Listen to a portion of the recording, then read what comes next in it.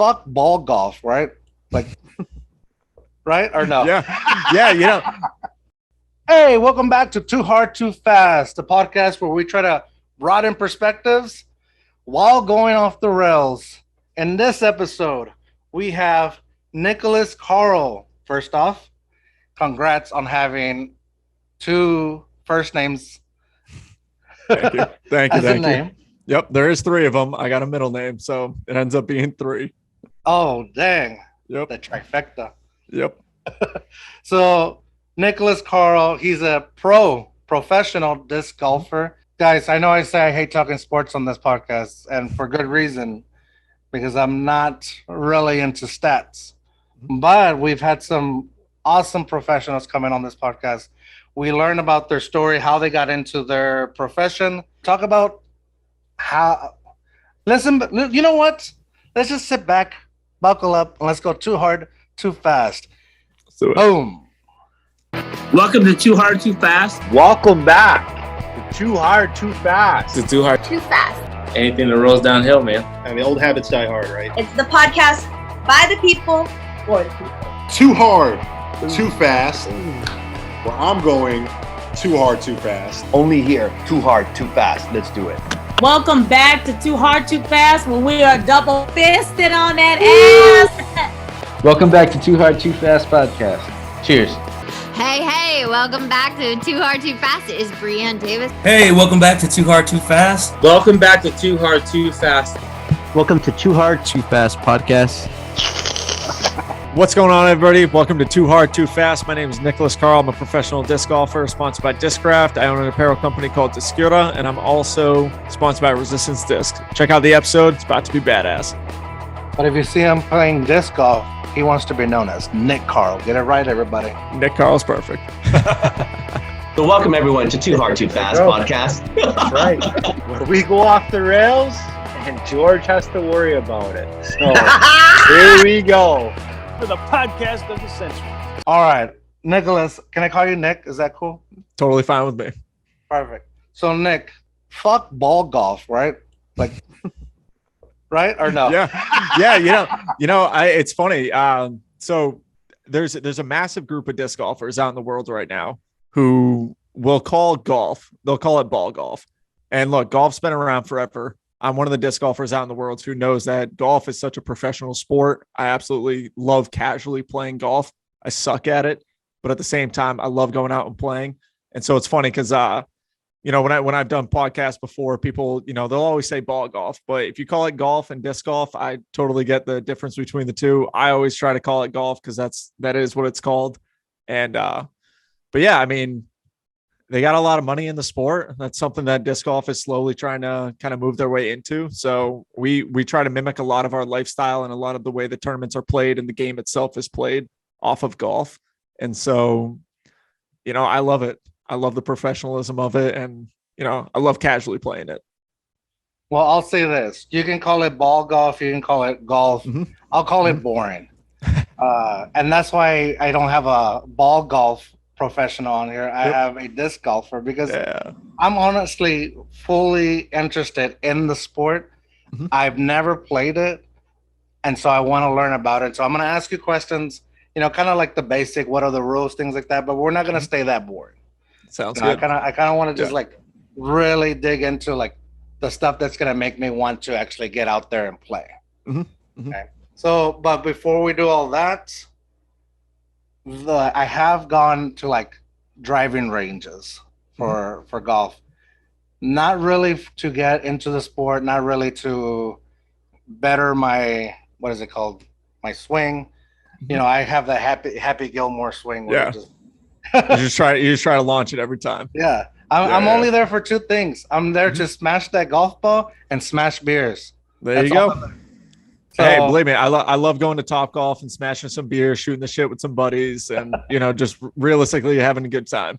Dude, Topgolf is a thing, man. I used to go to like the regular driving ranges, but Topgolf is actually fun, especially when they have the lights going on. Oh yeah, it's a really good time. I'm always afraid I'm gonna fall over if I'm on the second. Yeah, I know, right? I'm gonna be that guy, man. Yeah, that's why they got that netting. I've seen a couple videos of people almost falling. It's a good time. Yeah, I mean. But speaking of beers, I brought a beer on. Um, what do you usually drink if you're like, dude, I've been on a tournament for a while. Yeah. I need So something. let's see. Last week I was in Waco, Texas, playing the Waco Annual Charity Open, and after the first round, I had played a real good first round. One of my buddies was celebrating, I think, his 22nd or 23rd birthday. And so we went to some pool bar and I went straight up to the counter. I asked the lady if she had any sours. So if I'm ever casually drinking and I want to have a good beer, I try to find a nice flavored sour. But if I'm just chilling in a hotel room like I am right now, I'll, pick up a seltzer, which I got right here. I got a nice big Bud Light seltzer, or I'll just pick up some Bud Lights or something like that. I drink it all, but lately, actually, I've been on a pretty good wine kick. I've been loving red wine.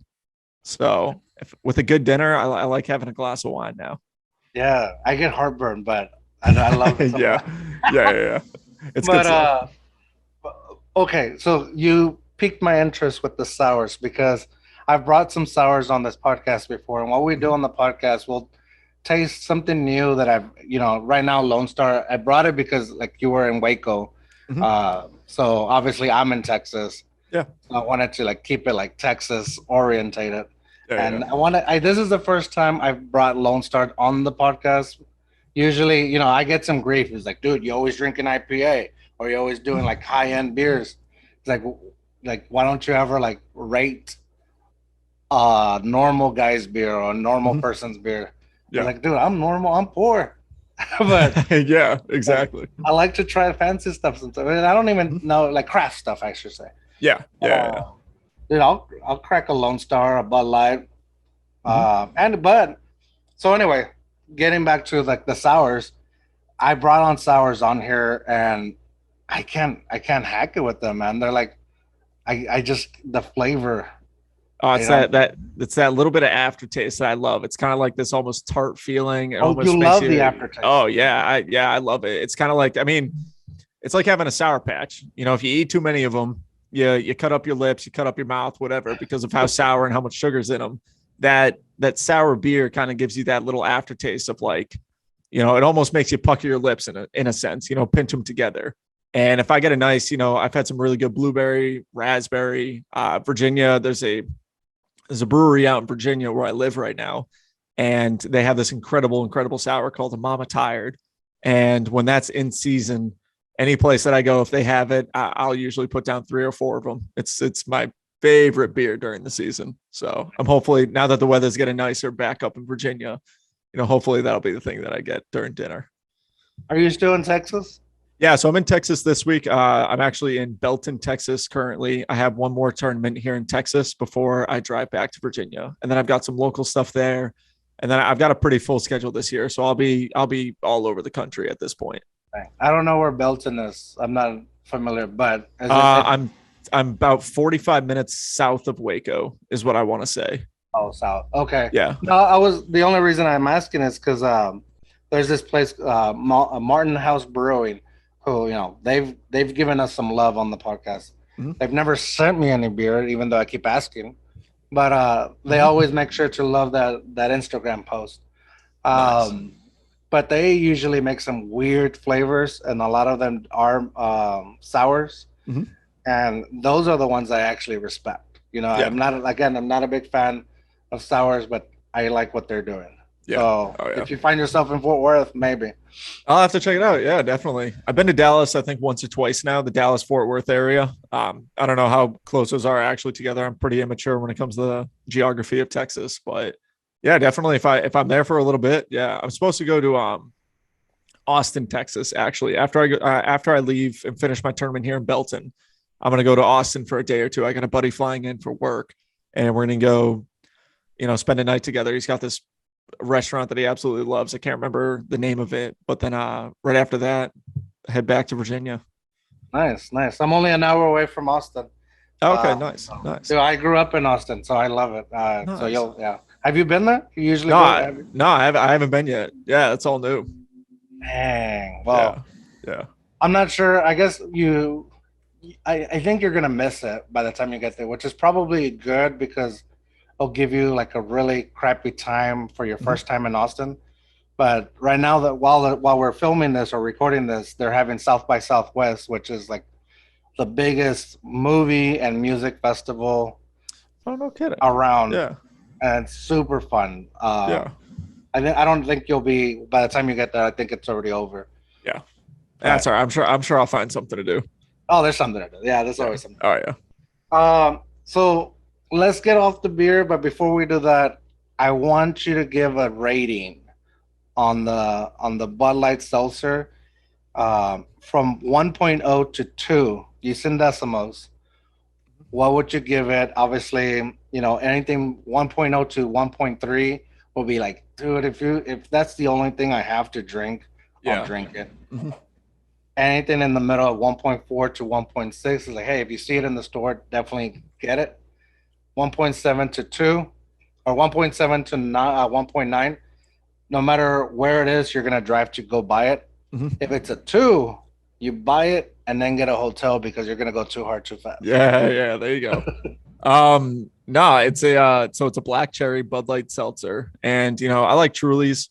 Bud Light came out with a watermelon pack that I'm pretty sure, like the strawberry lemonade one that I've had from them, was actually delicious. This black cherry one, I mean, I enjoy seltzers. I'm not a super fan of them. In all honesty, I'd probably give it like a 1.2, 1.3, just in the sense of like, it kind of hit me the same way, when I went out to go try to buy something, I saw this and I was like, I'll give it a go. And then now I'm drinking it. It's, same thing. If I'm in a store and I'm like, I'm in the mood for a seltzer and I see it, it's got a big can. So I'm like, you know what? I'll pick it up. But it's not something that I would say, hey, if you're driving in the area, you got to get this. So this would be something that, because it's pretty big, and if it's summertime, that's the best time to drink a seltzer. I would say this is something that you could definitely go too hard, too fast on. But for the most part, you probably get some heartburn before you get there. Definitely sugary.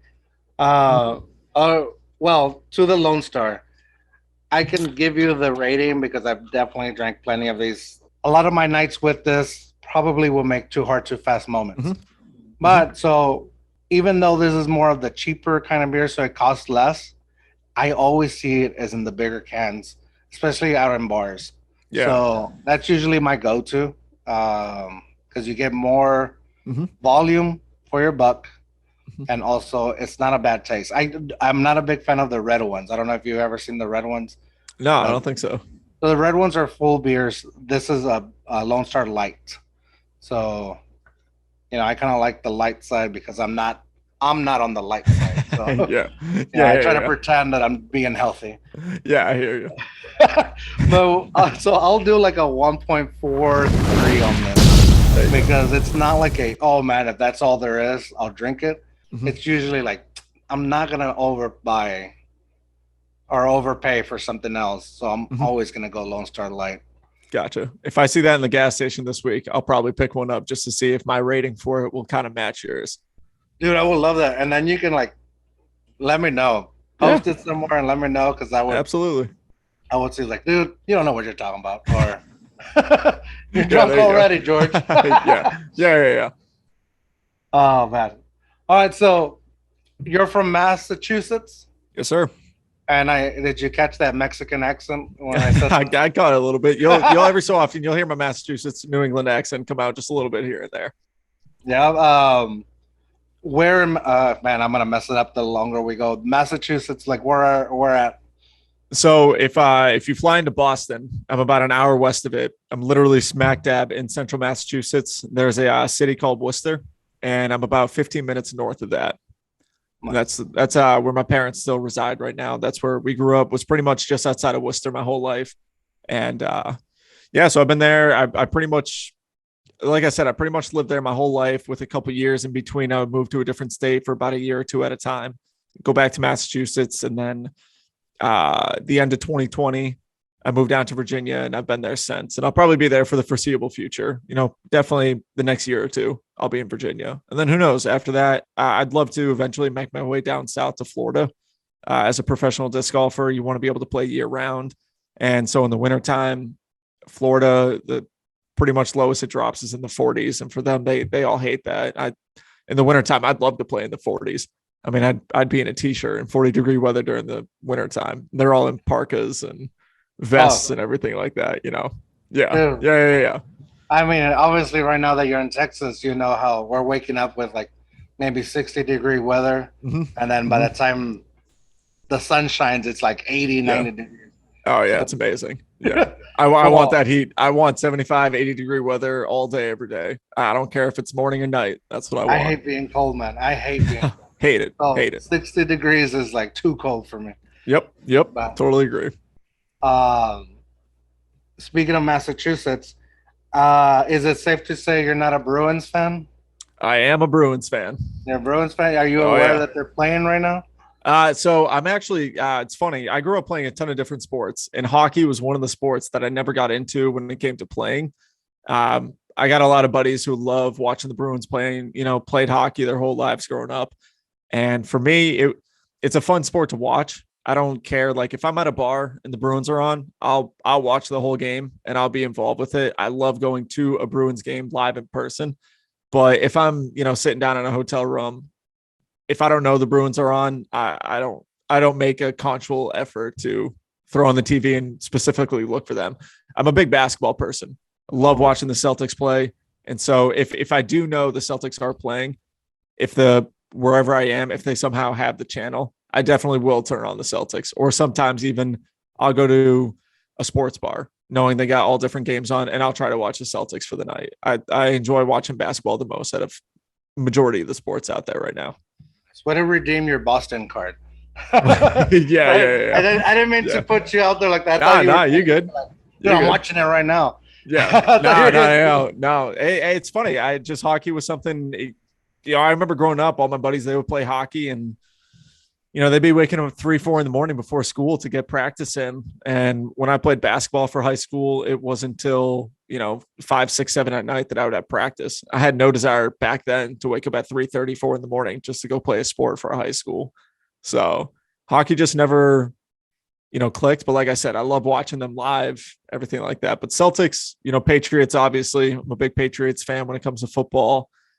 Red Sox, I love watching, especially during the playoffs. Love watching the Red Sox. I think last year I probably watched 90% of the playoff games for the Red Sox because, you know, for me, when I'm practice putting inside, I'll just put the TV on so at least I can listen. When I do my putting practice, you know, I take a break here and there, so I get to watch it a little bit. So I enjoy watching baseball as well. Going live, nothing beats going to a live sports event though. Oh, yeah. And so if someone, you know, if I was up in Massachusetts and someone said, "Hey, you want to go check out the Bruins game?" I'd be like, "Hey, yeah, hell yeah, dude. Absolutely."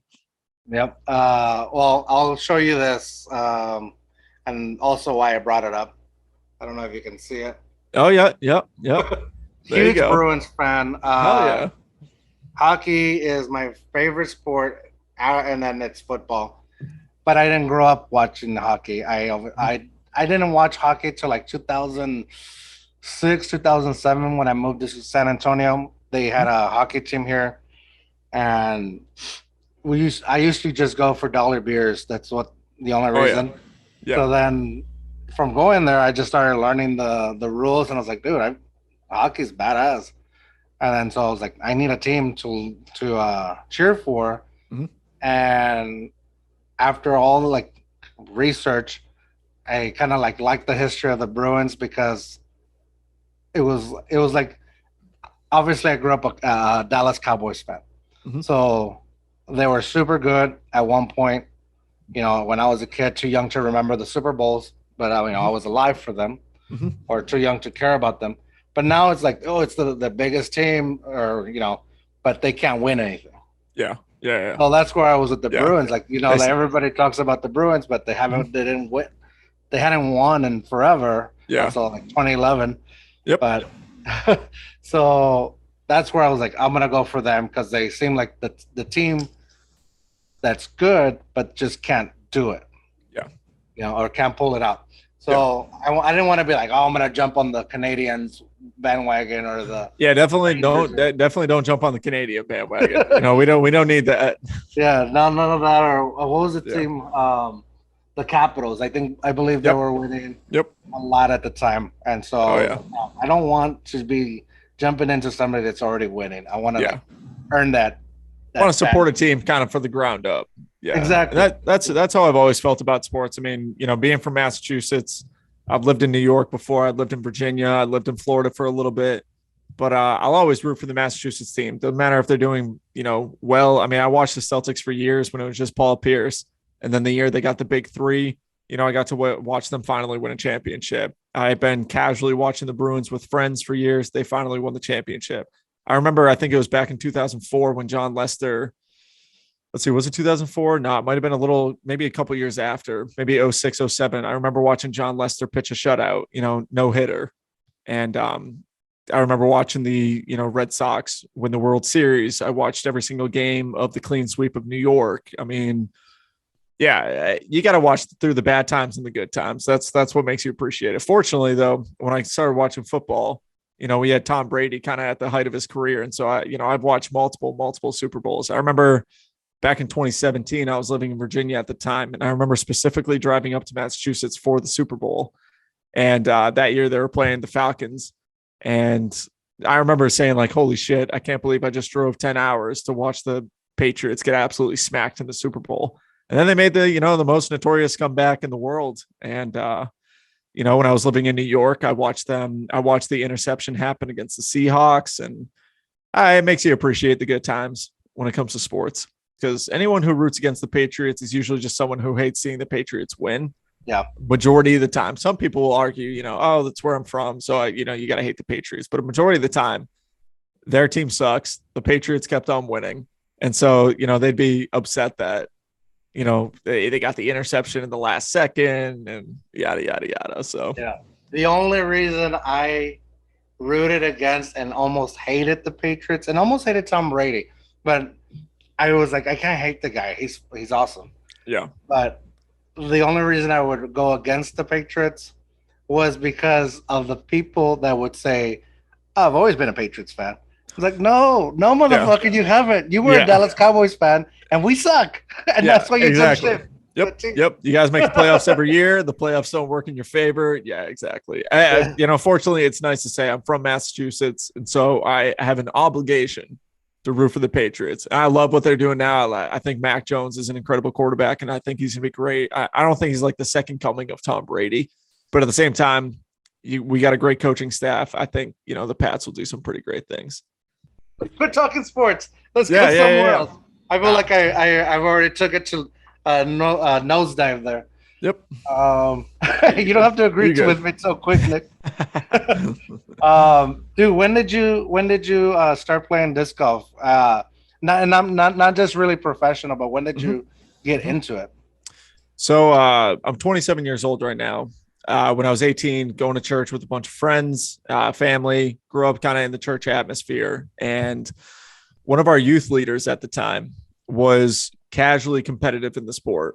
And so we were all hanging out in the parking lot one day, shooting some hoops and, throwing a football around, throwing a regular Frisbee around. And he started telling me about disc golf. His name's Matt Graham. And he's actually, the co-host of the podcast that I run.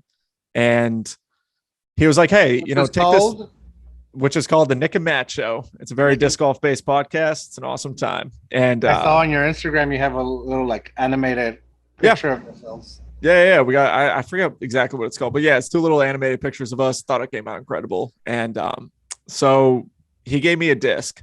I forget which one it was, but he was like, take this and try to throw it across the parking lot. So I threw it, and from what I remember, it went decently far for the first time throwing it. It's completely different when it comes to the flight of your regular beach Frisbee.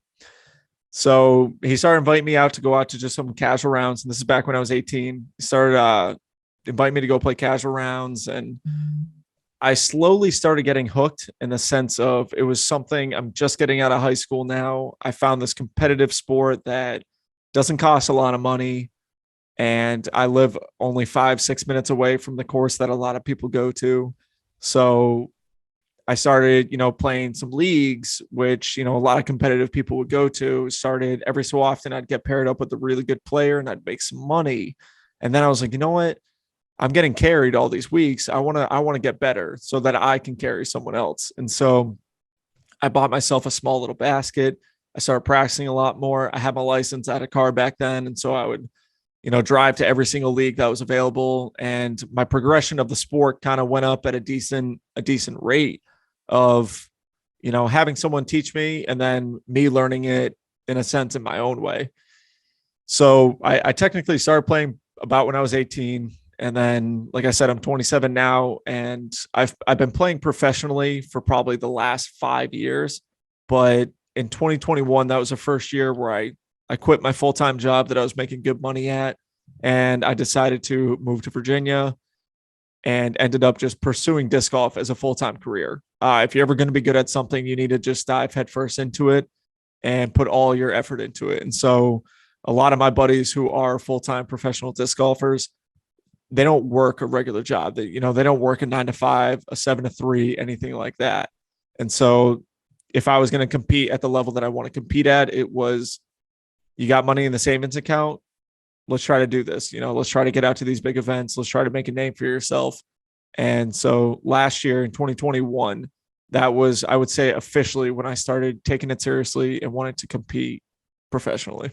I mean, I was actually going to ask, like, if you have a day job still, because we were kind of like off air. We were talking about my day job. You saying you're quitting your day job, like, what was that? What was that feeling like? Because I feel like it has to be like fear.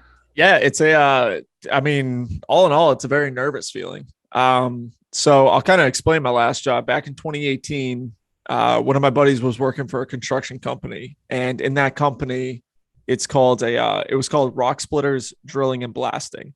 And so our job was to go to job sites, before a house was built. Lumberjacks come in, they cut down the trees. And then if there's rock in that, if there's ledge, granite, marble, anything like that, our company's job was to drill through that, load it up with dynamite, hit a button, blow it all up, and then leave and go to the next one. And so back in 2018, I'd got my commercial driver's license, my CDL with a hazmat endorsement, and I started driving around dynamite full time, going to these job sites, working with the blasters, working with the drillers. And it was a great job. I literally got to tell people I used to blow shit up for a living. It was super cool. Everyone kind of, the second you tell them you work with dynamite, everyone's eyes get wide open. And it paid really well. So up in Massachusetts, cost of living is obviously a little bit higher than most areas. That's why they call it Taxachusetts. Kind of sucks. But fortunately in the area that I was living, it was pretty decently priced. And I was still living with my parents at the time. And so I was making good money with that. I loved the job in the sense of, like, it was fun to do, but I hated the job because of, the other companies that we would have to work with. In construction, you're dealing a lot of times, especially with a smaller company, to where you complete a job and then whoever you completed it for wants to be kind of an asshole and not pay you when you're supposed to be paid, or they nitpick all the little things that, went wrong. And so all of a sudden your $180,000 bill that you're charging them turns into $130,000. But, you spent $70,000 on dynamite, you spent $30,000 on labor, the profits get a little smaller. And so it gets stressful. And so, back then when I was working construction, I had a construction mouth to where people would go back and forth yelling at each other, swearing up a storm all the time. But I was still casually, competitively playing disc golf, not obviously full time like I'm doing now, but I was still, competing at local tournaments and working the job that I was working. Although it paid great, it was holding me back from what I really wanted to do. And so now fast forward to the end of 2020, I came down to Virginia to visit some friends. They asked me if I wanted to move into their house. They had just bought a pretty big house. It had a really nice basement, had its own living room. The only thing pretty much at that point that we were sharing was a kitchen. And they both travel full time. And so I rarely ever saw them that year anyways. And so they were like, hey, if you want to move down here and try to pursue this full time, we got a spot for you. So I remember being in Virginia and I was like, well, hell yeah, that sounds incredible. I'm about to go back up to Massachusetts. I put in my 2 weeks at the, Christmas party the work Christmas party that we had. I was like, hey, Brian, he was like, oh, Nick, you've been doing great this year. Big things coming for you. And like I said, I was making great money and I was about to get a raise probably. And I was like, yeah, hey, Brian, sorry, but I'm putting in my 2 weeks. I'm quitting. I'm moving to Virginia. I'm going to pursue disc golf full time. And he was like, a bow on it. Merry yeah, Christmas. Yeah, exactly. We all just gotten, a couple $100 in bonuses, little stuff. They took us out for a nice meal. I was drinking scotch all night, great time. And I'm like, oh, hey, by the way, I'm quitting. And they were supportive, obviously, but a man in my position back then, when you're driving dynamite, not everyone can just go out and drive dynamite. It's a very, very tough job in the sense of you got to be very particular with everything that you do. Because if you're missing one stick of dynamite, if your count is wrong, you got the ATF coming after you. I had to go through ATF background checks. I had to go through hazmat print checks, with my fingerprints. I'm constantly, working with that ATF when they would come out to where the dynamite is stored. And so, kind of stressful in that sense of the word, but I also felt like I was kind of at a dead end job. I didn't see the company flourishing and becoming this multi-million-dollar company where I was going to make $500,000 a year at one day. And so I was like, you know what? I quit my job, and it was a huge, sigh of relief kind of thing where it's like, oh, I have all that off my back now. But then at the same time, it's like, okay, now that I'm pursuing disc golf, I'm not making the paycheck that I used to be making unless I do well at disc golf. And with any job, you have bad days. And so if I go out and I play a tournament and I shoot like shit, I don't get a paycheck. And so then it's like, okay, there's, people will call it a week vacation, but it's a really stressful week because every day I'm practicing, every day I'm eating, I still got to eat food. I still got to buy groceries. I still got to, sometimes pay rent. I got to pay for my phone bill, car insurance, car payment, all that. When you don't make a paycheck that week, you got to rebudget. Now you got to think about, all these other things that you didn't have to think about before. And so that's kind of where the stress came into it. Fortunately, I did pretty well last year when it came to how I played. And so I was making money. I coach with disc golf. I teach lessons as kind of like a filler job. So I make money like that. It's sometimes it's really good cash, which is great. And, ultimately the question you asked, what was the feeling of it? It was a sigh of relief, but it also ultimately, it became stressful at a certain point to where it's like, oh, I just had 3 bad weeks in a row. Now I really got to budget correctly. But fortunately, I've been able to set up some other sources of income in my life when it comes to I'm sure we'll talk about it later, but I started up an apparel company that officially just launched a couple of days ago. So I found other means of income. So when I do come out into the road, I come out to Belton, Texas, and I compete against the best players in the world. If I have a bad weekend, as much as I want to play well, that's my ultimate goal. It's not about the money. It's about the accolades when it comes to it. I want to say that I've won these big tournaments. I want to say that I've beaten the best players in the world. I still have other sources of income helping me out. And so that stress kind of went down when it came into that, which has been a huge, huge, kind of blessing in my life in that regards. And that's all because, this is what I did when I was researching you and trying to come up with questions that I wanted to ask you. I scrolled all the way to your very first Instagram post. Yeah, back in high school. Yeah. And then I started moving up, and I tried to pinpoint the moment where it was, Nicholas Carl, the normal guy, to Nicholas Carl, the professional disc golfer. So I was trying to find that spot. And there was a picture that I found. It was you and another person. And it said, oh, workflow, something like that. And I was like, okay, he's still in his day job. And then I think I scrolled 2 more pictures, and I was like, boom, Paul Macbeth is liking his Instagram post. This is the moment because from what it looks like, Paul Macbeth is probably like the Tiger Woods of. Yep. Right. That's literally the perfect analogy you could have just used. Paul Macbeth is the Tiger Woods of disc golf. He's in every sport. You got a GOAT. In my personal eyes, Paul Macbeth is the GOAT of disc golf. And I don't think there. So I'll back the statement up a little bit. You got Bill Russell in the NBA. And it's funny because I'm actually watching The Last Dance with Michael Jordan again, just for, just kind of the hell of it.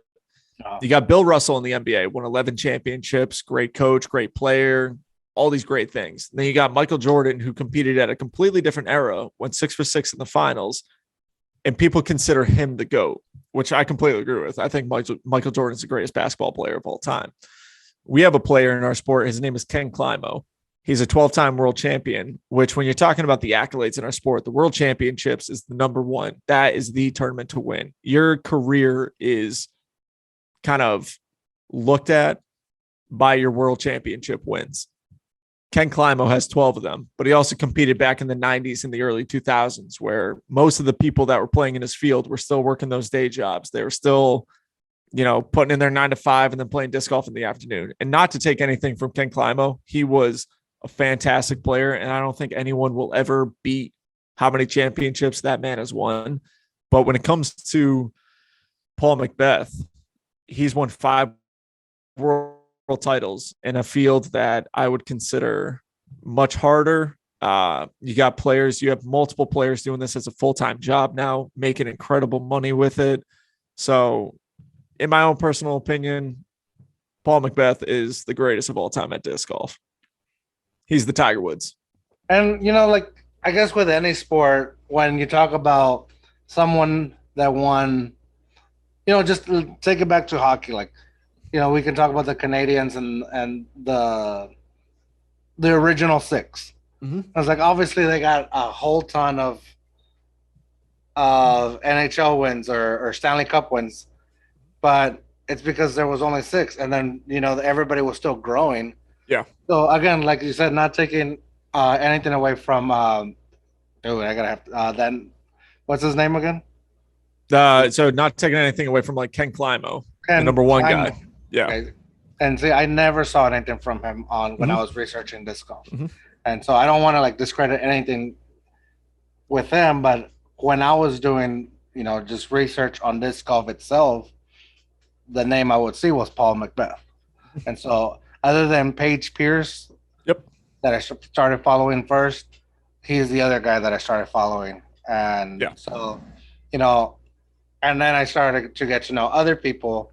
And so anyway, just I saw Paul Macbeth a lot, and I was like, dude, this is the Tiger Woods of disc golf. So that's my acknowledgement. But that was my, until right now, where you kind of just affirmed that. That was just my my ignorant thought to disc golf. Because like I said, I'm coming in as I'm interested in the sport, but I've never played it. I've never tried it. And so going with that, I also just learned that you have at least 3 different discs, right? Like when you're playing. Yeah. So it's funny because a casual player can go out. I could go out with 3 discs at a local course and do pretty well with it. But when I'm practicing for big tournaments, I have 20 to 25 different discs in my bag. I carry, they're all doing their own. They're all doing their own part. Yeah, exactly. So same thing in golf. You got your drivers, you got your hybrids, you got your irons, and you got your putters, and then you got a pitch and wedge and a sandwich, kind of in the iron category. Same thing in disc golf, man. We got distance drivers, we've got hybrid, kind of like a slower but still goes far. We have fairway drivers, we have mid ranges, and we have putters. Every disc is just built a little bit different to where it does something different than another one that you have in your bag. And so, if I have a certain shot, I have a certain disc for that shot. I could, when I'm practicing for the course right now, hole 1, it's about 360 feet, maybe 380 feet. And I got to throw it up in the air and have it end to the left. And I've got a disc in my bag that specifically does that so that I feel like I can, birdie that hole, get the best possible score that I can on that hole. Another hole later on the course does the same thing, but it ends up going to the right. And so I have a disc in my bag that wants to finish to the right, depending on how I throw it. So we go out. I mean, once I learn a course and I'm playing the tournament, just to kind of conserve a little bit of energy, I'll take some discs out of my bag. But for the most part, I'm rolling around with 20, 25 discs usually at all times. Dang. Yeah. I thought, here I was like, there's only 3. No. There's thousands and thousands of different types of discs that are out in the world right now. I'm sponsored by a disc manufacturer named Discraft. And so every disc that Discraft makes, I'm allowed to throw that certain disc. And so I've found what is in my bag right now to best suit my game. And so that's what I throw. And so I have my distance drivers, my fairways, my mid ranges, and my certain putters. And so that allows me to feel like I can compete at the best of my ability. Being sponsored by a disc manufacturer that makes incredible discs, consistent, and they fly good. when you're putting at disc golf, and again, the three discs I learned were the driver, a middle one that I don't know the name right now, The mid range, and then the putter. Yep. So that I mean, the driver I kind of understood is like, okay, it's kind of like in regular golf where you like you try to hit it as far as you can. Yep. And so the driver, I'm assuming, that it's like try to throw it as far as you can, but also like, oh, it was speaking of like when you guys throw, like we were talking off air, like what my perception was throwing a frisbee at on the beach, kind of thing, like. And then I started watching all these videos, and man, you guys really throw it out there, like it's just like hole 5 at Waco.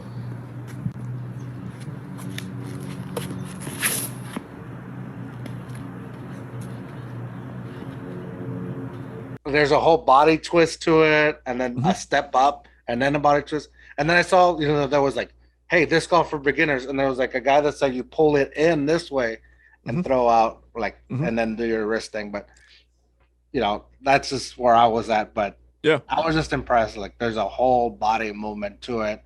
And then I started seeing for putting, I think it was Paige Pierce that I saw it do. It was Paige, the way you're just about to go up there like this, Paige does this little flip and then she puts the disc.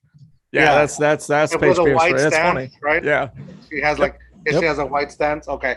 Is that just her move, or is that like a thing that everybody does? No, so that style of it is kind of just her move. That's kind of like a signature thing she does. It's in disc golf, the funny thing about it is you're not going to find two people that look exactly the same on the disc golf course because everyone's body works in a different way. And so the way I play the game is going to be different than the way Paul Macbeth plays the game. The way I line up a shot, the way I throw a shot is going to be different than every other person out in the disc golf world right now. So Paige, for her to be comfortable when she's putting, she brings up her putter above her head. She kind of flips it out really quick, and then she brings it back to her body and tries to go forward to the basket. I think the reason being why she brings it above her head like that is it's telling her don't miss low.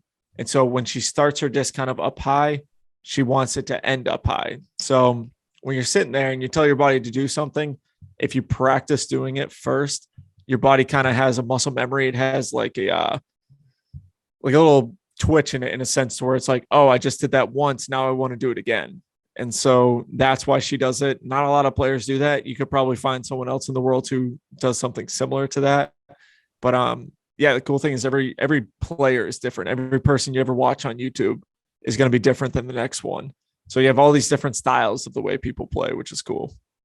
Is it also a lot like, again, regular golf, but also baseball and volleyball, where like the way you're positioning your hips, that's where like the ball's going to go? If you're that's how you're lining it up. Yep. That's exactly how you're lining it up. Like a baseball player, if you're a right-handed baseball player, you're lining up with your left foot first and then your right foot behind it. And then depending on how you want to hit the ball, you're going to move that left leg. If you want to hit it towards left field, you're going to move it out. If you want to hit it straight, you're going to move it in. If you want to hit it, to the opposite side field, you're going to kind of have more of an inside stance to it. It's the same thing in disc golf, where if I want a shot to do a certain thing, I have to line my body up in that same way. My shoulders, my hips, my back, they all need to be facing a certain direction for the disc to do what I want it to do. Now, does it always do that? No, but that's kind of the general idea of it. And then courses, because I've seen the courses here in San Antonio. Some of them look like there's trees in the middle of the way. Like, is that purposely done? Those are the best courses. The more trees, the better. There's a happy medium of it. So every course is different.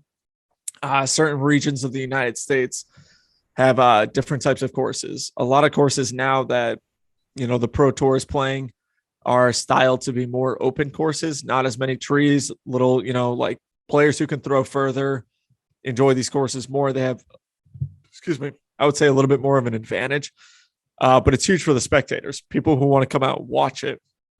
If you're playing a course that, there's a million trees in the fairway, it's tough for spectators to watch it because it's so clumped together. But I grew up in the New England area. I grew up playing wooded disc golf because there's so many woods out there. And so for me personally, when I go out and play disc golf, I love trees. I love having an obstacle, shape my shot Yeah, exactly. I love having to say, hey, the tree that's right in the middle of the fairway, I got to go left of that, but then I got to bend the disc back to the right, and then I need to finish at the left at the end of it. We call that kind of an S curve. That's what I love. I don't care to go out to courses where I'm throwing distance driver off of every single tee, and then I've got to throw a fairway driver on my upshot, and then I hopefully I'm close enough to try to make a putt. Those courses kind of bore me. Unfortunately, a lot of courses are like that now. So when I play bigger events, I adapt, I overcome. That's kind of the name of the disc golf. Every golfer is the same way. Every course is set up differently than the one they played the previous weekend. But yeah, courses that have a lot of trees on them, those are my friends. I like those ones. How do we get for the organization to not ruin disc golf by making them too open? So I say that I say that jokingly because I do like the fact. I think that's one of the things that interests me was that the obstacle of going around the tree, and I've seen some of y'all's videos where you can, you throw it. And that this looks like it's going one way for a while, like this, and then just puts back in. It's like, that is hardcore. Like I love seeing that. So when it's like, when you describe an open field, and it's obviously when you're doing tournaments or things like that, and they have an open field, it kind of loses that. Like you said, like they're just for as far as you can throw it, the closest to the basket. So. Some open courses are fun. I think that, ultimately the way to counteract that is, don't switch every single disc golf course into a golf course style. We don't want all of them to be open. Every professional would say the same thing. There are certain professionals who enjoy the open courses a little bit more because they play better at them. And there's a ton of professionals who like the wooded courses more because that's what they enjoy playing. They think there's more of a skill gap in between those. But there are, plenty of players out in the world who throw a lot further than me who excel at those open courses. I think for the way to, in our governing body, when we're thinking about what a disc golf course should be, if you're ever on YouTube, and this is whoever's listening to this show, if you look up the Green Mountain Championships, it's a tournament that's held up in Vermont. It's two of my favorite courses to ever play. One of the rounds you play in a course that is all wooded. They have really, really clean fairways, but there's so many trees to try to get around on certain holes. But they have a very clean cut fairway to where this is how I need to throw it. If I throw it bad, I'm going to end up in the trees. If I throw it good, I'm going to maneuver all around them. And then their second course is more of an open style one with beautiful grass fairways, long shots, a lot of out of bounds. And it's the perfect mixture of one wooded, one slightly more open. And if every disc golf tournament could be ran like the Green Mountain Championships are, I'd be the happiest disc golfer in the world. I would never, ever complain about anything. But I'm here in Belton, Texas, playing a tournament where, I like the course. It's okay. There's a couple really fun holes that I enjoy, but there's a lot of boring holes to where it's, it favors big arm players, especially here in Texas. It's very windy. And there's not like that wow factor to me. There's one or two holes that I'm like, man, that's a really good hole. But the rest of them, I'm kind of like, it's a little boring. So some tournaments are going to be like that. And it's the fun part about being a professional. You get to travel around to courses where, say next year, I'm planning out my 2023 schedule. I may say, you know what? I didn't care for Belton last year. I'm not going to go to it. Now, I hope that's not the case. I actually, I want to play every single big event that happens, but this course doesn't wow me like a different course would. Like I like the course that we just played in Waco better than this course. I think it's more fun. It's more technical. And to me, it's more enjoyable, but there could be another pro out there. There's probably 100 pros out there who would say, oh, I'd much rather play here in Belton than back up in Waco. So it's kind of, you got to have a good mix. But I will say this, the best thing about open courses is the spectators get to enjoy an incredible show. With disc golf, the crowds are really, really fun. A lot of people are coming out to events now. And so having an open style course where spectators can stand on the sides of the fairways is an awesome thing. Playing in front of fans is an incredible, incredible feeling. And so open courses obviously will allow more fans to be present at those events. So speaking about fans, like, do they get to go and get a little bit rowdy? Dare I say, too hard, too fast? So, some people, I will say there are some fans out there who have definitely gotten too hard, too fast. They've gone too hard, too fast. Fortunately, the sport, years and years ago, and it probably still does. It's got a persona of being more of like kind of like a beer league sport. A lot of your buddies will go out and they want to drink beers during the casual rounds. Fortunately, and believe me, I enjoy doing that. I like going out and playing casual rounds with certain friends. I love sitting there and having a beer with them. It's just a good time. We all enjoy it. On the professional stage of things, the tournaments have become so, I would say, a lot better when it comes to the professionalism, where fans, if you throw a good shot, they're going to get rowdy. They're going to get loud. You can look up one of the greatest shots, probably the greatest shot that's ever happened in disc golf last year from the World Championships. It made ESPN, made Sports Center, all these big things. And you see a shirtless dude wearing an American flag short. He's wearing American flag stamped shorts. And this incredible shot goes in at the World Championships. And he's running around like a madman. And it's awesome because it's such like a cool thing. And it's funny because golf is getting to be like that a little bit. People, they're heckling people, they're yelling, they're cheering for the really good shots. Disc golf has such like a cool persona of like, you'll have plenty of fans sitting there drinking. It's like anything though. You go to a live concert, you get too drunk, you're gone. If someone calls it out, security comes over, boom, you're gone. But fortunately, I haven't had to deal with any of that personally, but I'm sure at a tournament somewhere, someone went too hard, too fast and, got kicked out. And that's when the sport has been approved by the US, when you have that guy and his dad bod and US Speedos going crazy, dude. That's awesome. Dude, yeah, it was awesome. There's so many videos. I see that shot all the time when it comes up to like disc golf highlights, and you see the same guy running around the fairway after this massive, it was like 250 feet, whatever, 270 feet. I forget exactly how much it was. But a player threw this incredible shot to push a playoff at the World Championships, and everyone just went, I'll tell you this, everyone just went fucking ballistic. Insanely, dude. It was an incredible that was in Utah last year. I was out there for the World Championships. It was sick. But for the most part, like, do you guys follow the rule of, keeping quiet while somebody's about to do you call it teeing off too? Yeah, teeing off. Yeah, exactly. So if someone's teeing off, let's say, when I was in Waco, I had an incredible first round and I was fortunate enough to make the lead card. So I was tied for the lead after round one. And I got a story with that, which I think is super weird. But all right. So anyway, I'm playing really well at this tournament for the first round. And when we get to the second round, the announcer will call up, tie for your co-leader, Paul Macbeth, your co-leader, Luke Humphreys, and then your co-leader, DiscGolfNickCarl. And so every single time everyone starts cheering, they get happy. And then the second that I step up to the tee pad and I look like I'm about to throw my shot, dead silence. No one's making a sound. You could hear crickets. If someone's phone went off, 100 feet away, you'd be able to hear it. And the second I throw my shot, if it's a good one, people start clapping. If it's a bad one, if say I went out of bounds in a shot, people would say, oh, you can hear all of that. And so disc golf fans, I should say, have become incredible when it comes to, if a player's about to throw a shot, it's dead silent. And you get a couple people here and there who don't know what's going on, whatever. But for the most part, say I'm teeing off, say I'm about to try to make a putt, dead silence. It's kind of weird sometimes with no sound whatsoever. And you're like, oh shit, these people are all watching me do this. And, judging.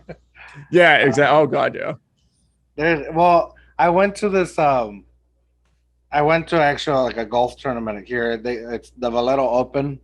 It's I guess I don't know if it's like PGA high or whatever, but I guess big names come here. But again, I'm not a big golf fan. Yep. Ball golf fan. But I was invited and I went and I was like super surprised with how much alcohol there was there. Yeah. And how many people were like drinking and but like everybody's following their golfer and hold a hole. But then so when they're about to tee off, all the drunks, even most of them, they're like quiet. Yeah. They're so focused in. Yeah, dude. It's a cool feeling. Yeah, you go from like whoa to and then like you said, there's like one or two that like, oh, they didn't realize that it's going on, and you get them. They're paying attention to something else. Yeah. It's like, oh, yo, take it easy for a second. Yeah. So when I was looking at disc golf, a lot of people that were, the videos that I was seeing, they were saying how like a lot of disc golfers like their music Mhm. So I was like, oh, maybe they're like, maybe it's like a party the whole time. So like they'll even teeing off, putting halfway through the course. Like I feel like maybe everybody's just having a good time. Mhm. But knowing now that everybody's quiet, that's pretty cool. Yeah, it's you get certain tournaments where like, at this tournament over by the practice area for the pros, they were doing some vending, there were some food trucks, and they were casually playing music, and it was pretty close to hole one. But as a professional, you tune out all the noise. If you let the noise get to you, you're not going to succeed. And so you kind of just tune everything out. So people could be, when you play casual rounds with buddies, especially if you're hanging out, drinking, having a good time, whenever I'm playing, people are walking by the basket, people are talking, you're having conversation, you're not dead silent. And so, at sometimes it's almost too quiet.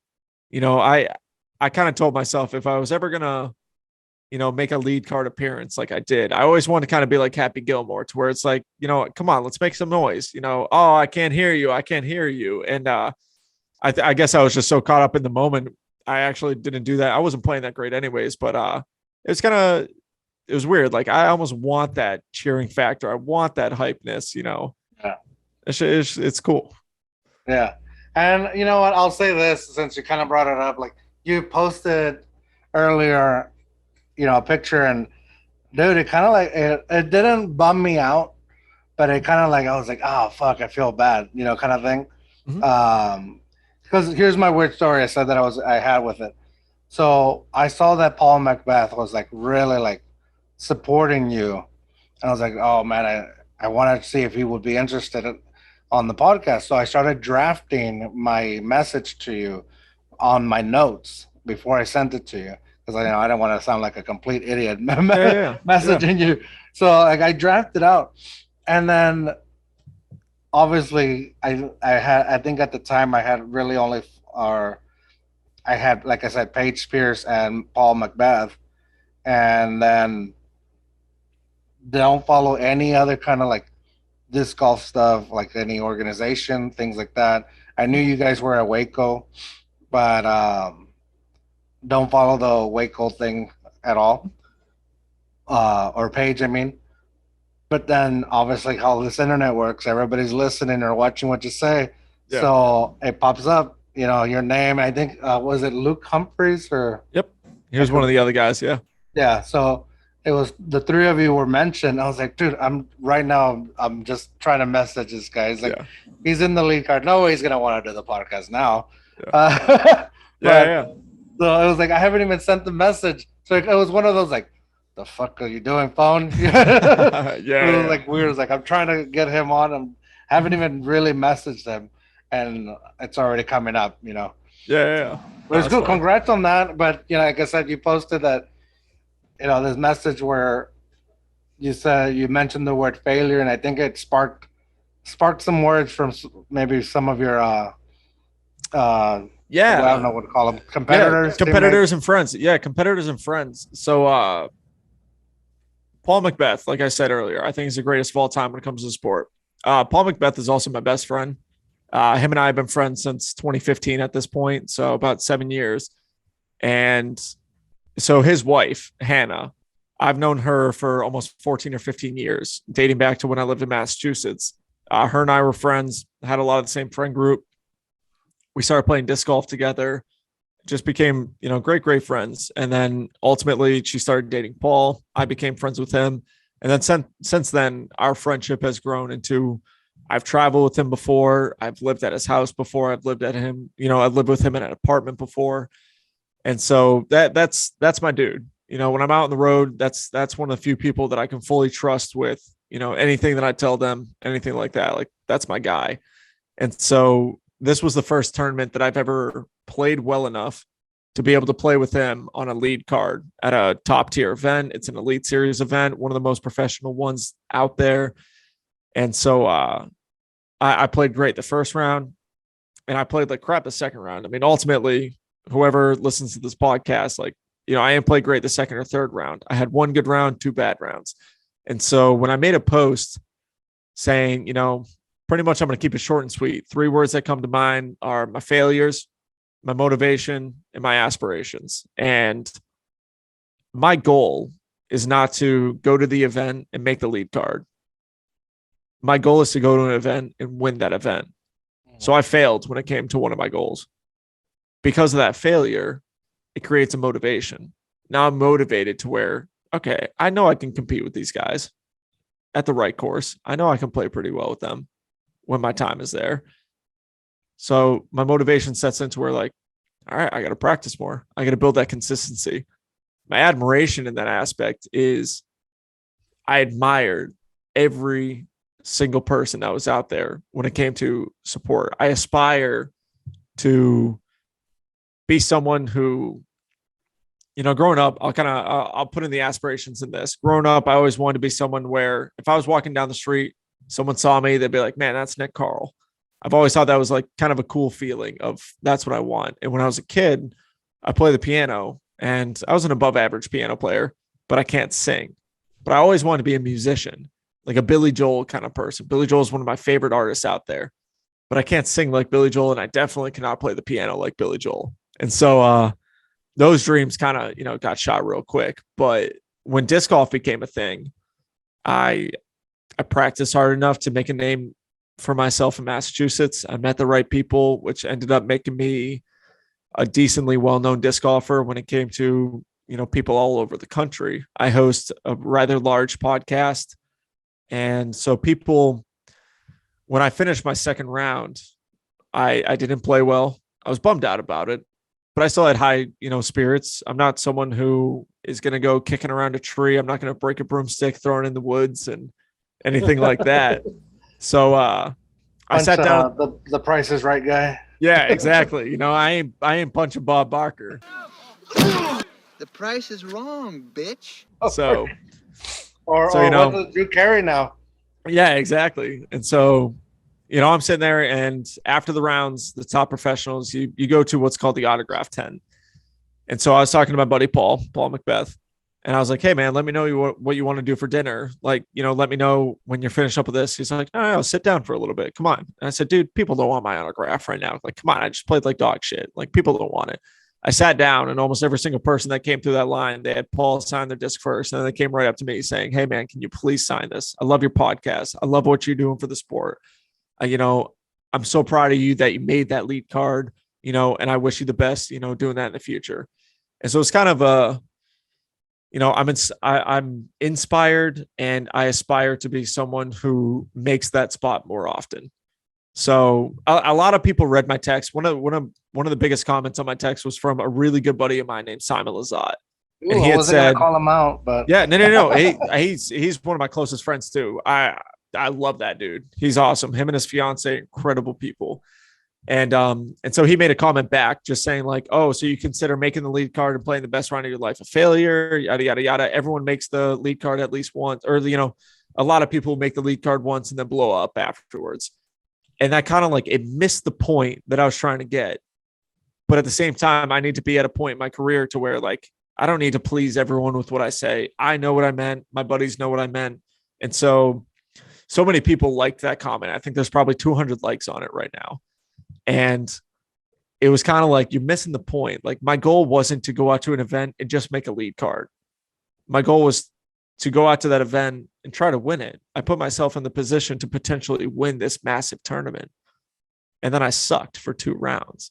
So it's like, I failed in that aspect of it. And I can say it, believe me, I say it. I sucked the second 2 rounds, which is unfortunate because of how well I played the first round and how well I know I can play that course. Say I shot what I did the first round. I shot 8 down, 8 down, 8 down for the previous, the next 2 rounds. Technically that wins the tournament. Clearly everything plays different when you're in a different situation, but in that regards, that's where I say I failed. And I know how I can play as a person. People are like, oh man, you're losing confidence. You're losing all these things. Like, don't do that. It's going to be detrimental to your career. I'm not losing confidence. How I know I can play disc golf. Yeah. I'm just saying I failed with my goal. It's like like I said, I'm watching The Last Dance. Michael Jordan will say he failed at hitting the game-winning shot how many times? He failed at making it to the NBA championships how many times? Doesn't matter whether he was injured or not. He didn't make the NBA championships every single season that he played. And so he would consider those seasons a failure. It doesn't matter if he was the all-time leading point scorer or anything like that. Like for me as a disc golfer, I don't give a shit if I lead the tournament in aces or birdie percentage, anything like that. All I want to see at the end of a tournament is a 1 next to my name. That's what I like. The money is, if you win a tournament, the money's great. It helps you out. I'm not doing it for the money in a sense. If I wanted to make a ton of money, I'd go work the job that I used to make, or I'd go back to college, get a degree in, graphic design, or I'd get a degree in cybersecurity or anything like that. I know people who work in the cybersecurity world, they make $1 million a year, they never went to college. So it's like, if I started right now, maybe in 10 years, I could work my way up and get to that point. But for me personally, I don't want to sit at a desk the rest of my life. It's not what seems enjoyable to me. I've always told people this when they say, oh, you quit your job, what's it like? I'm like, you know what? I'd rather make $30,000 a year playing disc golf than $70,000 a year working my balls off to make someone else rich. That's just always how I've been, to where, I want to create a life for myself. I only get to live once. Biggest thing, you only live once. I want to create a happy life for me, to where in 40 years, 50 years, when I'm 60, 70, 80 years old, I can look back and say, man, I did some pretty badass things. I get to say I made the lead card at an Elite Series event.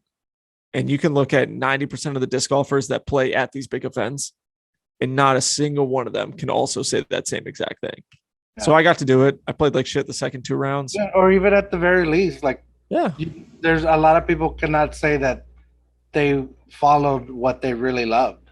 Yeah. Not a lot of people can have the guts to take the decision you made to quit your paying job, your nice paying job, to something where it's like, fuck, I don't know if I'm gonna if this is gonna happen for me or not, but I'm gonna try it. And you know what, you're here in this point. Exactly. I gave myself kind of a timeline. Yeah. You gave yourself a timeline, like if not like a timeline in the sense of like, in 3 years if I don't do well. It's just more like, hey man, I got I'm 27 years old right now. There are players still well within their 30s who are still winning massive tournaments.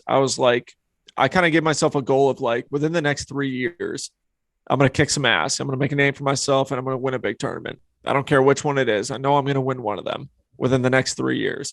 So that's about when I'll be 30 to 31 years old.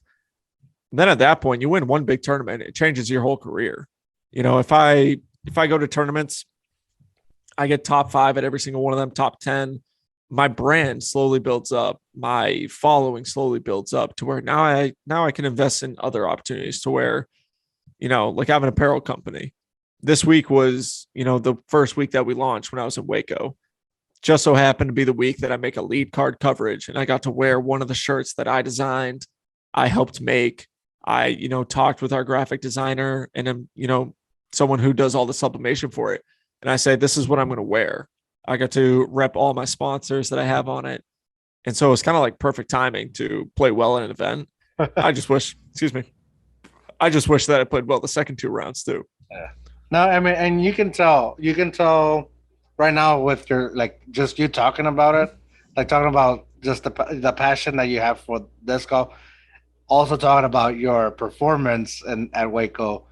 You can tell, like, even from your eyes, they went from like casual conversation. I'm talking to you, I'm having a good time on this podcast, but yeah. Oh no, motherfucker! Now you got me going, and you can see that fire in your eyes.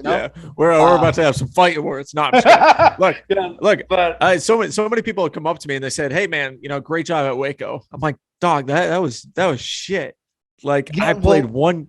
I was like, I played one good round, which was great. Don't get me wrong. I played the round of my life at the time that I needed to do it. And then I played like crap the next 2 rounds, which those were the most important rounds. One of my buddies would tell me this. He's like, look at it in reverse. Say I played 2 really bad rounds to start the tournament and then played 1 really good round to end the tournament. I still land at the same spot. I'm still disappointed in myself. Like, yeah, was it cool to do it the first round? It was incredible. It was a great feeling. I got to play disc golf in front of hundreds of people. Thousands of people have watched me. When you look at the coverage on YouTube, there's probably over like 400,000 views on my coverage that I was in for round 2. That's great. That's awesome. It helps out me. It helps out my brand. But that's not what it's about in a sense. Like I said, I want to see a 1 next to my name, not a 61. Yeah, and I that kind think of sucks. you had also mentioned something about like I care about the accolades. The things that the things that I'm achieving and the performance. And I think where the whole thing got caught up was people saw two things. People saw the word failure and had a trigger for that, and other people saw the aspiration or motivation part of it and had a trigger for that. So when I was going down through the comments, it was very like balanced on what the person, what triggered that person and their comment to it. Yeah.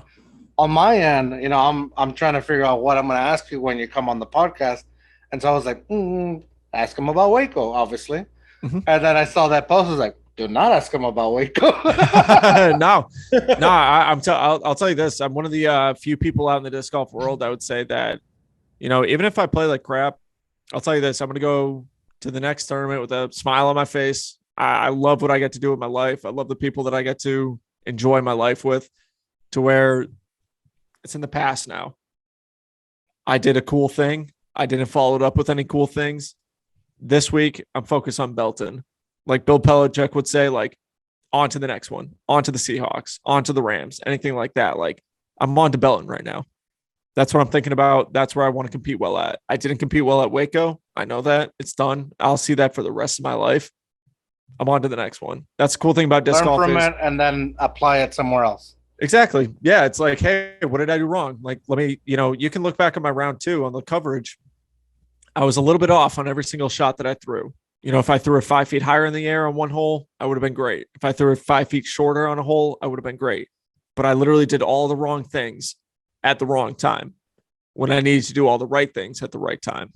So that's just, I have zero issue talking about what happened at Waco. And I would say there are certain disc golfers out there where if you tried to bring up, an event that they played bad at, I'd be like, or they'd be like, oh, why are you bringing this up? Delete the whole thing. No, it ain't going to be like that with me. I'll tell you that.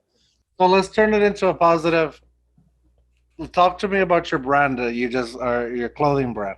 Yeah. So me and a couple buddies out in Virginia, we started up a company called Discura. It's DISCURA.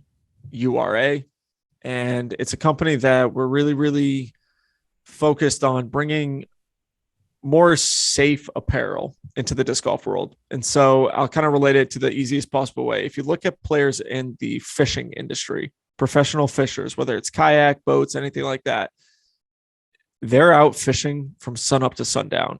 In disc golf and golf, you're out playing your respected sport. The second the sun comes up, when the weather's nice, you're out there practicing. You're in the sun all day. I mean, if I took off my hat right now, you would see a nice little tan line where I got a white forehead, but my face is decently getting a little tan. We'll also see a sweet ass mullet. Yes, you will. Yeah. So, and same thing with my arms, like if I'm wearing short sleeves, I'm out there in the sun all day. I'm not carrying suntan lotion with me or sunblock, anything like that, because if I was to put that on, I go ahead, put it on my arms, whatever. Now my hands are all disgusting. I can't hold the disc. I'm not going to be able to throw it the way I want to throw it. And so with Discura, we're coming out with UPF protected solar apparel that allows a player to wear, let's say, a long sleeve, lightweight hoodie. Very comfortable. Like I said, it's lightweight. It's not binding anywhere where, it can't be binding. And you get to go out and know that because I'm wearing this, it feels like I'm still in the sun, but my body's not getting hit by all these ultraviolet rays. And, sun is good for your body, but too much sun can be detrimental. I mean, look at, anyone who has especially skin if you're cancer. not wearing anything to like you said, like suntan Exactly. or sun Yep. block. Exactly. And suntan lasts for a little while, but when you're in the sun all freaking day, like let's say I go to the beach, I put on suntan sunblock right before I go out and lay down, sit down, whatever. Within probably 20, 30 minutes, because it's 100 degrees, I got to put on more. And I got to keep doing that all day. As a professional disc golfer, I don't want lotion on my hands. That's going to make it so I can't throw for shit. And so the main idea with this company is to bring very, very safe apparel that's also comfortable. It's also stylish. People will want to wear it because of the safety aspect, and then because it looks good. And so one of the things like right now that we're doing is we've come out with long sleeve solar hoodies. We've come out with long sleeve regular shirts, just crew necks, but they're long sleeve. And we've also come out with short sleeve to where most of your body is being protected by the sun. Your arms are still exposed, but there are times, I mean, man, when it's 100 degrees, you don't want to wear a long sleeve. You want to go out, but you still got to be safe. And so a majority of your body is within this kind of UPF protection. Be smart about yourself after the fact. But like right now, one of the sweatshirts that I'm wearing, it's just, this is my company. If I look at it, Discura. This is just a fleece sweatshirt. It's part of our lifestyle brand. And so when I'm hanging out doing a podcast, when I'm hanging out, say I go to the movies or something, I'm going to wear something more casual. I want to wear lifestyle stuff. So we have lifestyle long sleeves, lifestyle short sleeve, lifestyle hoodies. And then this hat, this is my logo. It's a knight with the initials NC. Dang, dude. That is awesome. So I have a tattoo of a knight on my right arm. And so when I was building kind of like my brand and what I wanted out of my own logo, I didn't want just the initials. So many people are doing that in the world right now. I wanted something to go with it. And so a knight was kind of the perfect thing. We made the initials inside of the knight so you can see that it says NC. It's cool night. Whenever we put it on this charcoal gray hoodie that we have, we call it the Dark Knight. I mean, it's pretty badass. And so, it's pretty much the biggest. I mean, I've been staring at the night almost this whole this whole time. Yeah. I never once noticed the NC, and now that you point it out, I was like, when you put it, when you put it closer, you can realistically see it right in the face. Yeah, I mean now I can't unsee it. But yep. There you go. It's a badass night. That's the plan. Yeah. now that I know that is fucking awesome. Yeah. Dude, it's sweet. And I got a great group of guys that we're doing this with, and we've got advertisement on the Disc Golf Pro Tour. We're putting ourselves out there. We have a team full of disc golfers that are out there repping their local areas, going out to their events who we want to help out because ultimately it helps us out. And that's the main thing with it right now. I want to bring the best apparel to disc golf. I mean, one of the biggest competitors kind of in disc golf is, let's say, Nike, Adidas, Puma, Under Armour. They've been coming out with golf apparel for years. We're just now getting into it. But the really awesome thing about disc golfers is disc golfers want to help other disc golfers. So, excuse me, when I say, hey, we're coming out with these badass polos, people love to support other disc golf companies. And so it's a really cool thing. Like I want to give back to a sport that's given me so much. I've gotten to a point with it to where I can actually live without working that full-time job. Because it is a full-time job. I can go out and do that job that's not a 9-to-5 where I'm sitting at a desk.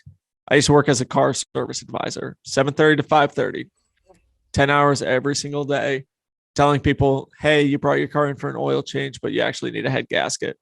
Then I get, sworn at, and people hate me because I'm just trying to do my job. Now at this point, I go out, I try to do my job, and it's fun.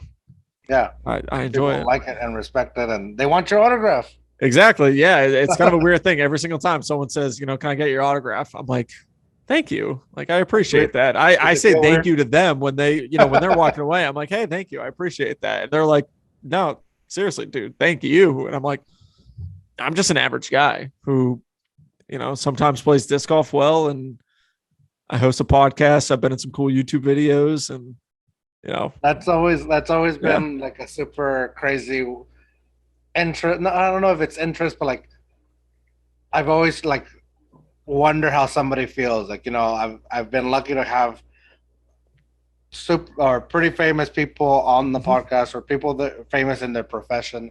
Yeah. So my thing is always like, obviously nobody's asking for my autograph, not yet, but but it's always so weird, like, because I get okay. Let me ask you this actually. When you give, maybe I shouldn't. That shouldn't. No, go for it. We'll edit it out if it's okay. If it's a shitty question. We'll edit it out.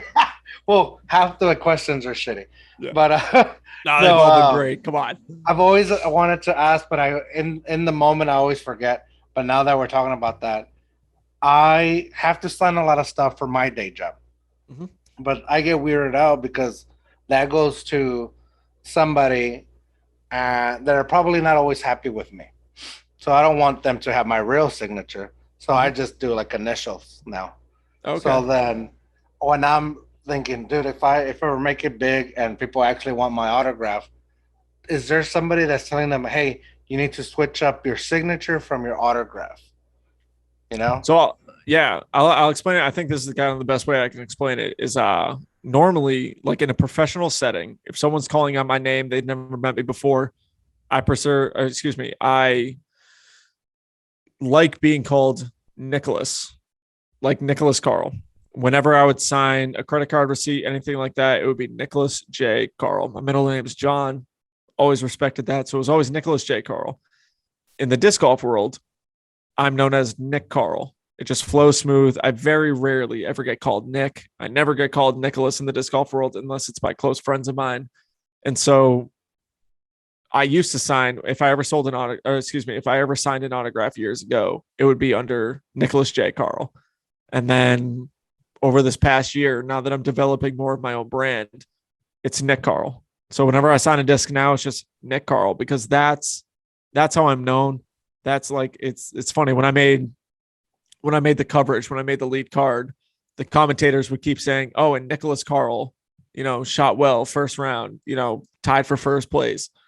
People would text me being like, yo, they keep calling you Nicholas. Can you tell them to like call you Nick Carl, like not Nicholas? And so in the disc golf world, I sign stuff, Nick Carl, if I'm signing someone's disc or a hat or something like that.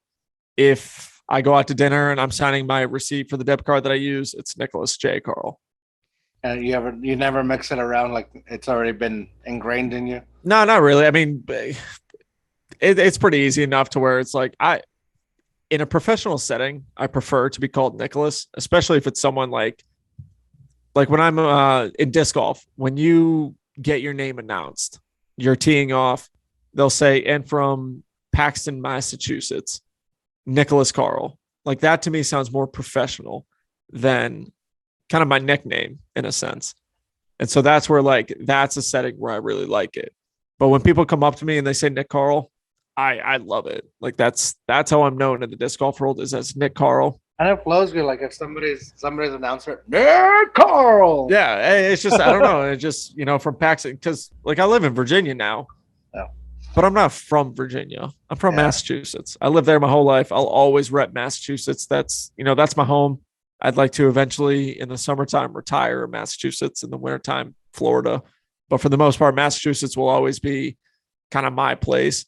And so, a lot of players will move to a different state. And then all of a sudden it's, here is John Doe from Idaho. And then 2 years later, it's like, here's John Doe from Florida. And I'm like, you're not from Florida. You just live there. So come on, like, or where you're from. When they do like the John Doe from Idaho, from Florida by way of Idaho. Yeah. When they add that stuff. Exactly. Yeah, exactly. It's like he lives here. John Doe lives in Florida, but from Idaho. And I just keep it all as Massachusetts. Perfect. That autograph thing kind of I forgot I was going to ask you something else, and I just already lost that. But too hard, too fast. Too hard, too fast. Oh, that's what I just remembered. Your sweater, Discura. So, sorry, I said it. No, yeah, you said it. Yeah, you actually said it perfect. It's Discura. So, Discura. Yeah, people say Discura, like Discura, like as long as you're kind of like getting the idea of it, it's perfect. Here's why I said it that way, because in Spanish, Spanish slang, like we'll say, like if we have like a really delicious meal, like there's a slang word where it's it's delicia, una delicia. So it's just slang to say like it was really delicious. So when you say you have Discura, I saw it and I was like Discura, like it almost sounds like a delicious something or something cool, so it's una Discura, like you could say. Yeah. No, I love it. That's all. I'm gonna have to clip this and send it to my buddies and be like, bro, this is perfect. I like this. Yeah, that's what it remind me of. So to me, in that Spanish slang, it's a positive, like a huge positive. Awesome. So that's what I was gonna say. But I don't want to take too much of your time. I think we've been talking for a good while. Yeah. And like I said, I appreciate that you even came on. No, absolutely. I appreciate you reaching out. It was funny. I was actually, so when we got into Belton, I think you had already messaged me, and I was going through my messages because this is going to sound super conceited, and I hope it doesn't, but like I've gotten hundreds of messages recently. And so I don't go through all the comments of everything. I've learned that very early on of becoming more of a well-known figure in a sport. Like, you don't go through all the comments because you got keyboard warriors, people trash on your life, whatever. It's tough for your mental health. But if I have an Instagram notification in my messages, I always make sure to go look at it. If I don't want to respond to you, I just won't respond to you. I'll delete it and it'll be like it was never there. Yeah. But no, I appreciate you reaching out and asking me to be on. I think this is awesome. It's cool to, hopefully to whoever's listening it. I would tell this to you.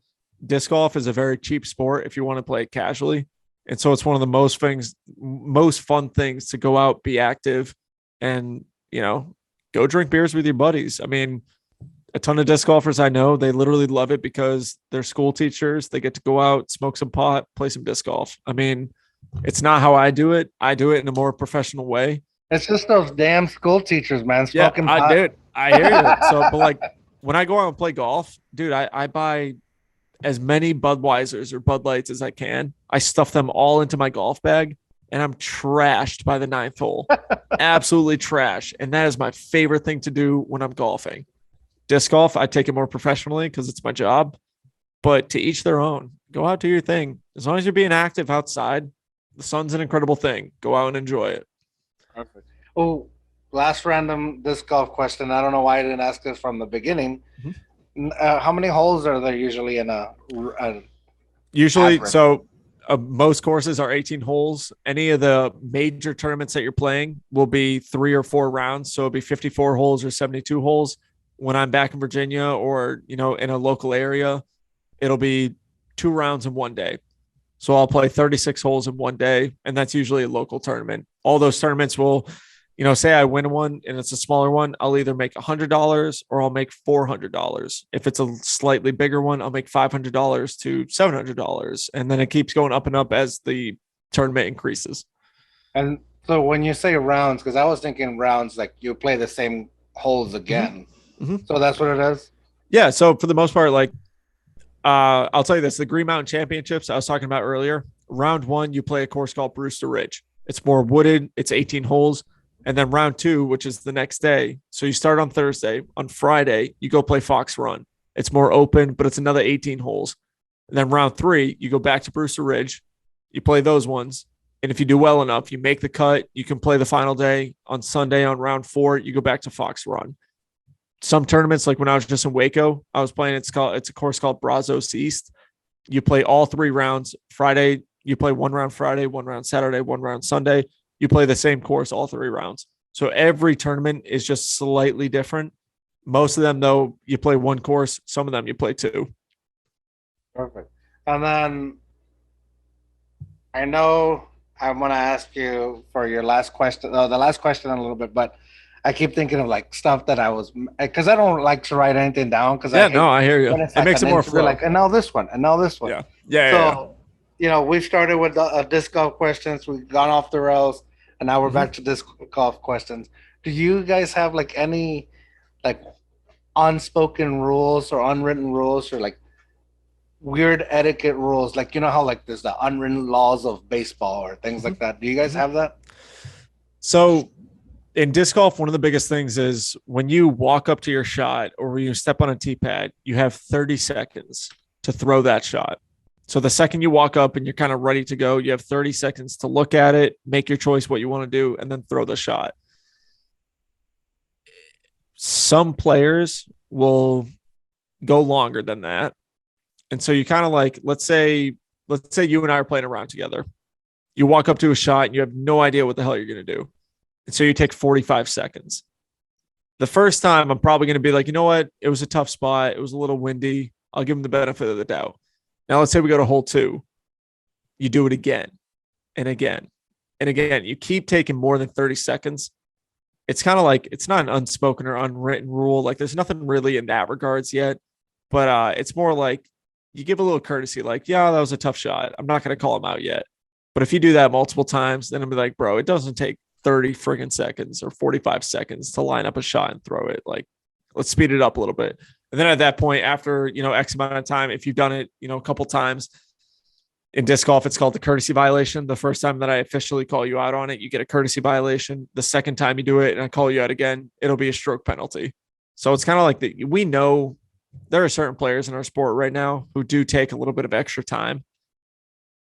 Depending on the conditions, you kind of let it slide.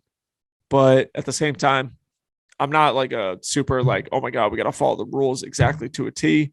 But rules are rules in whatever sport that you're playing. You got to kind of abide by those rules.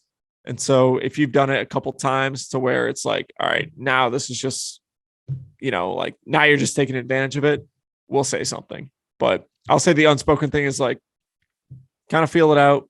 Then you go from there. We're talking to you, Paul Macbeth. No, I'm just kidding. No, I'm kidding. I know. He's one of the quicker players. There are the ones who are like, all right, bro, it does not take 45 seconds to look at a basket that's 25 feet ahead of you and then finally putt the disc. Like, get the heck out of here. Come on.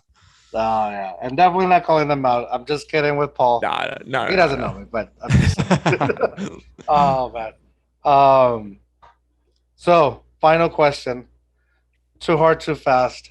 Do you have a too hard, too fast story where a moment where you maybe have gotten too drunk to function, or maybe some words of wisdom, things you want to share, maybe something that happened on the teeing off or something? I'll give you my too hard, too fast story, and then I'll give you my words of wisdom.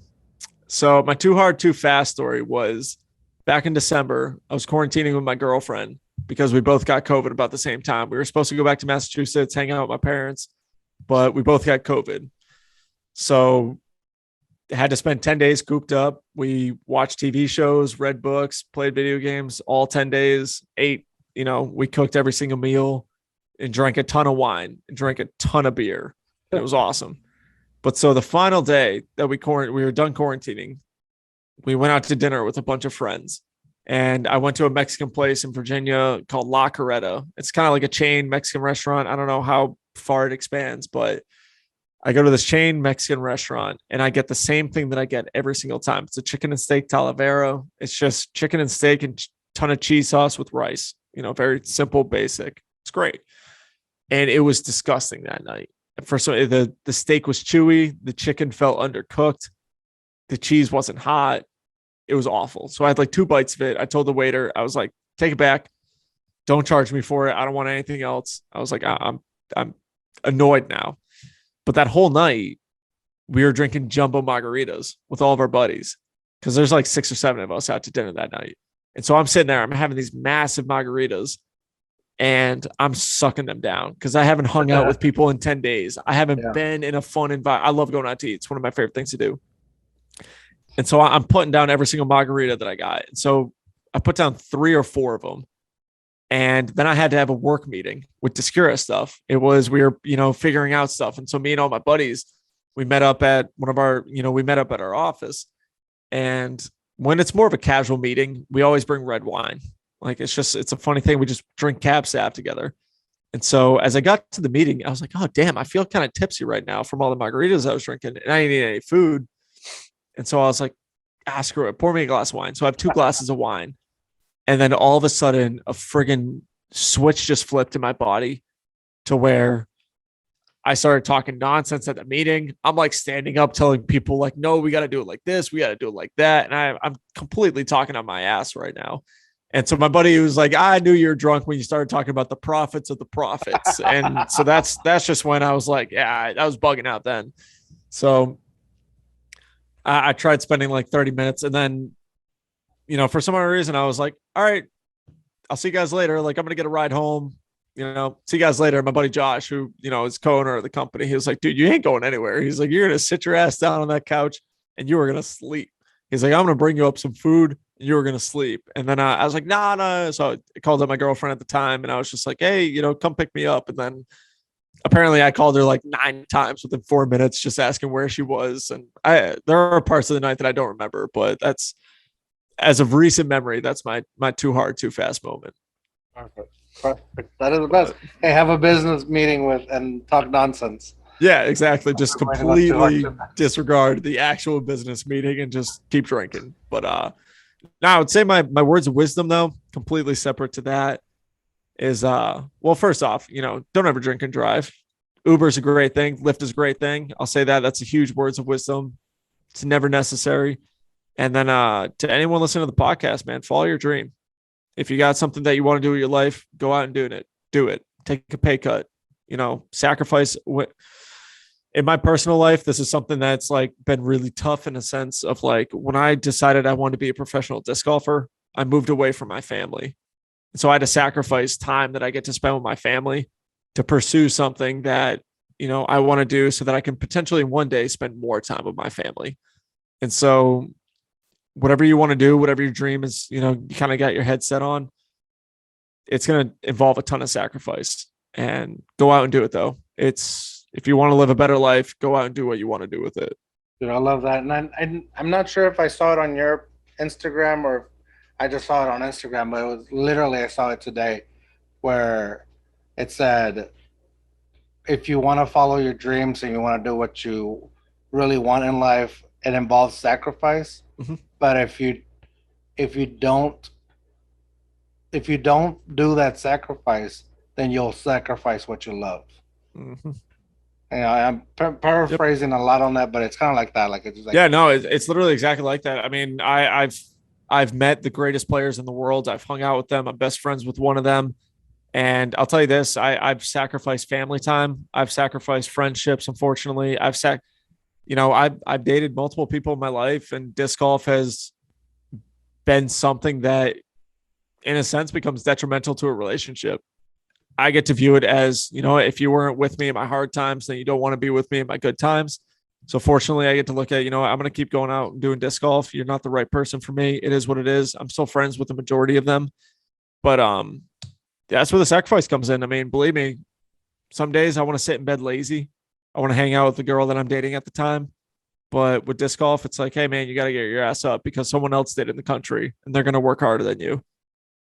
If I ever want to be how I want to be in the sport, I got to work harder than everyone else. So that's kind of what you got to take out of it. Sure, man. And we'll end it with that. Perfect words of wisdom. Sacrifice for what you love. Mm-hmm. But, dang it. I lost what I was going to say. Oh, well, too hard, too fast. We'll end it with too hard, too fast. There you go. I was going to go out on a high note, but you know what? I can't say I can't say anything better than what you just said, and I wouldn't want to. Once again, I appreciate that you came on. Absolutely. I think I have a new favorite disc golfer. I appreciate that. NickCarl, baby. My man. Thank you. All right. We just gone too hard, too fast with NickCarl. Follow him at DiscGolfNickCarl. Boom. Get yourself some Discura. Hey, my man. DiscuraDG.com. That's where you'll see all the apparel. And there's also going to be apparel with my own personal brand on it. If you ever want to support me personally, you buy that, and then it helps me out a ton. So appreciate that. Perfect, man. This golf, like you said, it's a cheap buy-in, but it can be a lot of fun, and I'm ready to get out there and figure it out. Oh yeah. I'm gonna have to for having me on the podcast, man. I'm gonna have to send you out a couple discs. I'll get you a whole pretty much bag set up. So dude, after we're done with this, you send me your address and everything like that. When I get back to Virginia, I'm gonna go grab some stuff. I'm gonna send it over to you. Well, dude, that's fucking awesome, man. That is great. I got you. I have something for you too. It's not as great as a whole bag, but so I have these two koozies that I have. So I usually send them out to the guests that come on. I don't give them out to anybody else other than guests. So I mean, eventually at some point maybe I'll start up selling them, but right now they're just for guests. I appreciate that. So I know it's not much, but that's perfect. Appreciation for. I was gonna say it ain't about the money, bro. It ain't about the value behind it. The appreciation aspect of it. That's all that matters. Perfect. So we'll exchange addresses and we'll figure it out. But again, thank you for coming on. Also, once you're a guest on the Too Hard Too Fast podcast, I will promote everything for you. You'll probably get annoyed. I'll always I see you doing something good. I'll put it on the stories. Forever promotion. No, that's perfect. I appreciate that, man. Perfect, man. Thank And you. then if you ever feel like you want to go too hard too fast again, you're always welcome. Sounds good. Love Oh it. yeah. So let's do that. Sit back. No, why was I saying sit back? Remember, dare to be you, dare to be weird. Bye.